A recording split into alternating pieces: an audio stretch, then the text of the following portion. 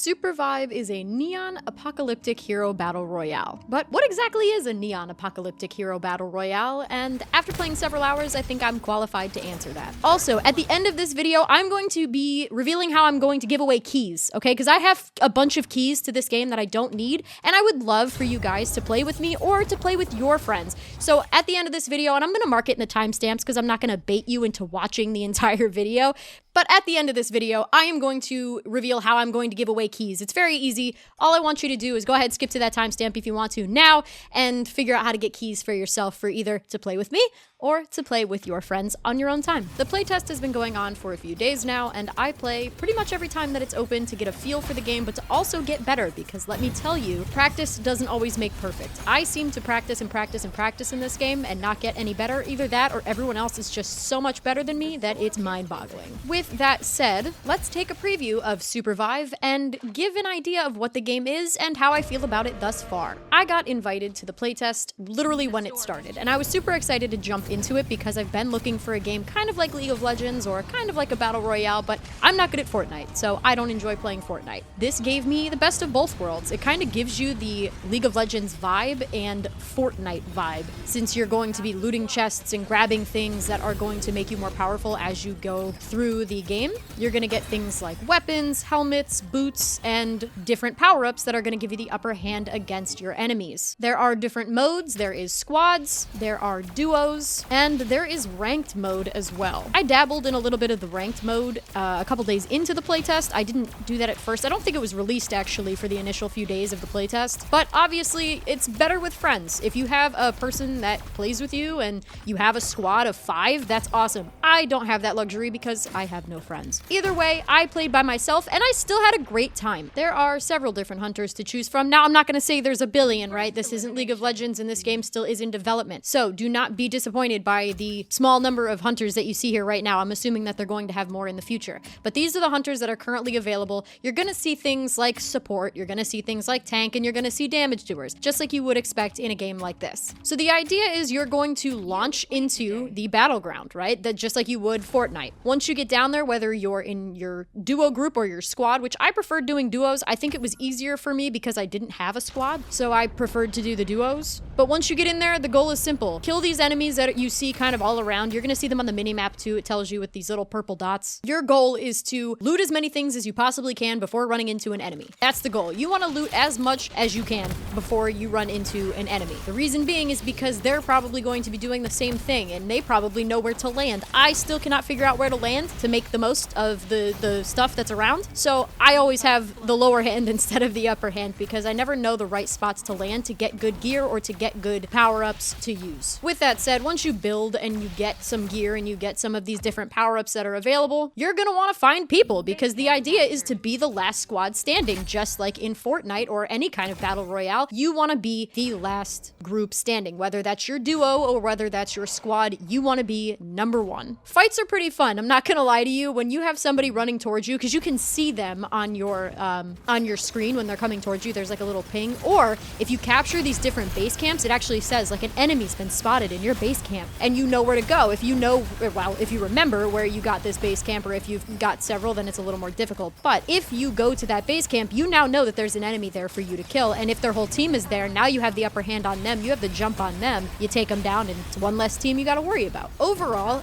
this game is a lot of fun. Honestly, I didn't expect to like this game. I thought, okay, it's going to be another Fortnite. I'm going to get my face kicked in, and I'm not going to have a good time. And that just wasn't the case here. I think that it's very well balanced. I think that the different hunters are a lot of fun to play and are overall very balanced. I think that there's not one that's gonna, oh no, if I see him, I'm running the other direction. I can't kill this guy. I think it's very, very well balanced. I know I've said that probably 50,000 times, but that's just the honest truth. I think that they did a very good job on tweaking the characters to not make one feel overpowered and one feel underpowered. They are pretty well meshed, and I think that's one of my favorite things about this game is that I don't have to worry about like, oh no, here comes this guy, here I'm dead, oh no. I didn't get that feeling throughout the gameplay, even as a complete noob. Another really fun and interesting thing to me was, of course, when you kill somebody, they drop a box of all their stuff, just like in Fortnite or just like in Farlight or any of the Battle Royales that I've played. That's a cool mechanic in this because it really gives you an upper hand. If that team has been around and there's only like 1 or 2 squads left and you get that box, most of the time they have blue gear or they have like really cool abilities that they've looted since they got into the match. So you get a major advantage against the last team who might still be running around trying to get their hands on some good stuff inside of the vaults. That's another thing. The vaults are kind of interesting and I didn't understand them at first. I mean, I did. They're very easy to understand. But one thing I don't like is that if you're trying to open a vault and somebody sneaks up behind you and tries to punch you in the retinas, for the love of God, make it easier to get off of the screen when you're opening the vault. Like, make it easier to cancel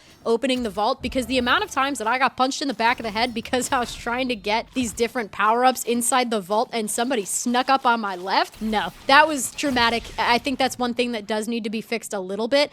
Either make it easier to get off that screen or don't make it as difficult to open these vaults, because the second somebody comes at you from the side and you have no idea what's about to hit you, it's very difficult to get off of that screen and defend yourself. And I've also had a teammate who just runs aimlessly around the map and doesn't stay next to me, so I got clapped in the long run. There's nobody really chatting in game if you don't have like Discord, or if you're not friends with this person, they don't really like to respond, I've noticed. There is an in-game chat feature, which is really nice as well, but from what I've noticed, they really don't speak on it as you would think that they would in order to make the game more understandable and fair, but a lot of people just don't want to use the in-game chat, which understandably so. Overall, the game just is nice. I think that it's a very fun game, and I didn't expect to like it as much as I did, and now I can't seem to put it down. I'm not gonna lie, at first I was like, great, a Battle Royale, and now I'm like, wow, this is a really nice change of pace to a Battle Royale, because not only are you getting that MOBA itch scratched, but you're also getting that Battle Royale itch scratched, and you don't have that huge barrier to entry like you would for these other Battle Royales where people are already so good at it that you have no shot as a new player. And me being bad notoriously, if you've ever watched my live streams, me being notoriously bad at Battle Royales, this had me having fun in a Battle Royale, and I didn't expect that. Another thing that I will say as a negative is I wish that the hunters had a little bit more of like a description. Like, I want to know what their abilities really are. Like, yes, I know you can go to the hunting grounds or the tutorial or whatever. I understand that you can do that, but I wish that there was like a description to like what you need to look for in terms of gear. Like, are they heavy mana users, or like, you know what I mean? I just wish there was a little bit more of like a description for each of the hunters available, so that before I even go in, I had a better idea of what kind of gear to look for. They don't really give you any kind of information, at least from what I have seen so far, of like what, gear is best for this specific hunter. That kind of was hard for me because, again, I don't play these games very often, and when I do, I'm very bad at them, and that's okay. But I do wish that there was just a little bit more of a description to know, like, what are the best attributes for this character? What kind of gear am I, should I be looking for? Even like something like a list of like recommended gear to try to find, like just something like that to give me a better sense of direction instead of running around aimlessly and looting as much shit as I can get my hands on. I think that's kind of where the game fell a bit short for me. But other than that, if I had to give this as a preview, and again, take this with a grain of salt. I did this with Seekers of Skyvale. I'm gonna do it with this too. Take this with a grain of salt. The game is not fully finished. These are playtests. This is not a fully finished game. So for a preview score, I'm going to give this a 7 out of 10 on my whatever venomous scale. Sure, that's what we're gonna call it from now on, is my venomous scale. That is the score that I'm going to give it in its current state. Again, that can change because it is not fully finished yet. And the only reason that I am giving it a 7 out of 10 instead of something higher is for the sheer fact that I don't really understand the hunters as of yet. There's not really a baseline of how to figure out what kind of gear they need or what their specialization, I guess, would be.